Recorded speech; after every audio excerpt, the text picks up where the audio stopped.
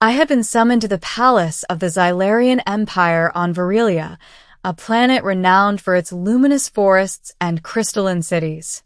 My mission was simple, or so it seemed: serve as a cultural envoy between Earth and the alien empire.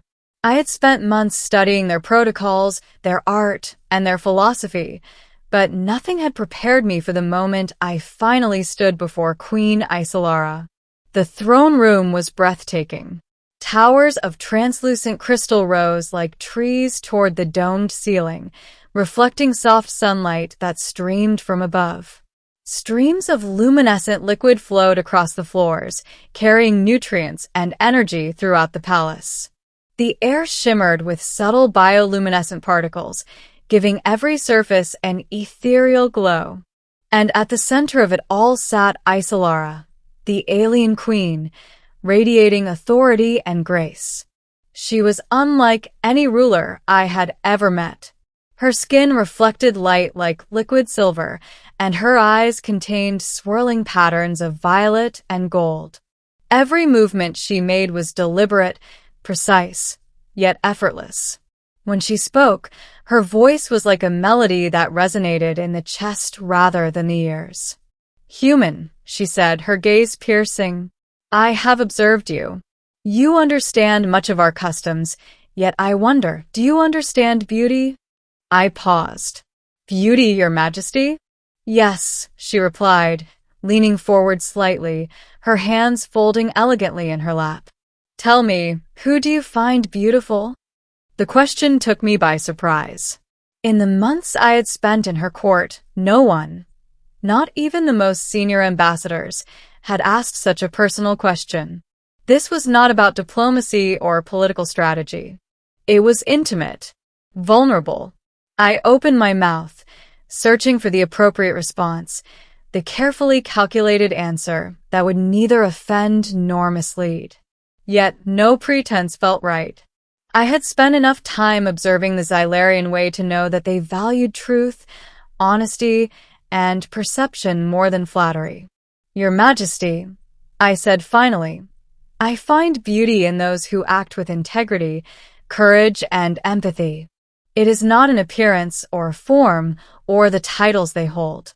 Beauty is in action, in choices, in the way a being moves through the world." Isolara's eyes widened slightly, the faintest shimmer of surprise dancing across her bioluminescent skin. "Interesting," she murmured. "Most humans would answer with appearances, adornments, or social stature. You see beyond that." "I do," I admitted. "And if I may, you yourself embody beauty, but not merely in form. Your presence, your judgment, your ability to lead with wisdom, that is the beauty I see in you." For a long moment, she said nothing. The air between us vibrated with the weight of unspoken acknowledgement. Then, slowly, she leaned back, her expression unreadable. "Few humans have dared to answer so honestly," she said softly. "Even fewer have dared to recognize the intangible qualities in those they revere."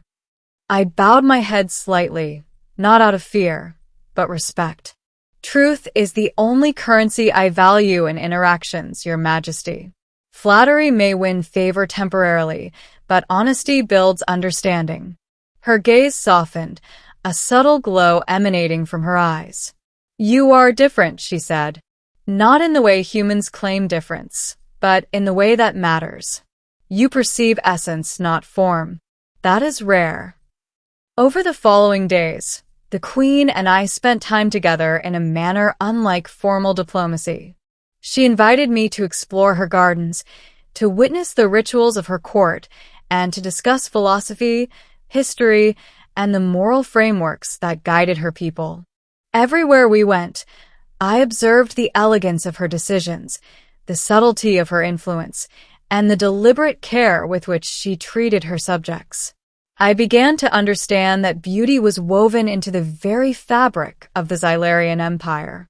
It was not in decoration or ornamentation, but in the harmony of function, thought, and action. It was reflected in the way the streams nourished the city, in the way the palace guards moved with synchronized precision, and in the quiet discipline of her advisors. One evening, as the twin moons of Virilia rose over the crystalline towers, Isolara approached me in the observation chamber. "Tell me again," she said softly. "Who do you find beautiful?" I smiled. "Those who act rightly, who protect, who nurture, who lead with wisdom. Beauty is not superficial, it is integrity made manifest." She studied me for a long moment. The bioluminescence along her skin shifted in waves, reflecting the colors of the moons outside. "Your answer, it leaves me speechless," she whispered. "I have been admired for centuries, praised for my form, my authority, my accomplishments. And yet you see not me, but what I do, what I strive to be. That is rarer than any gift I have received." I nodded, humbled. "You have taught me more than I could have imagined, Your Majesty. Not just about your people, but about understanding, perception, and the essence of leadership." In the following weeks, our interactions deepened. She allowed me to observe the councils in secret, to learn the subtleties of Xylarian politics, and even to assist in resolving disputes. I began to see the weight she carried, the careful balance between compassion and authority, and the delicate harmony required to maintain peace.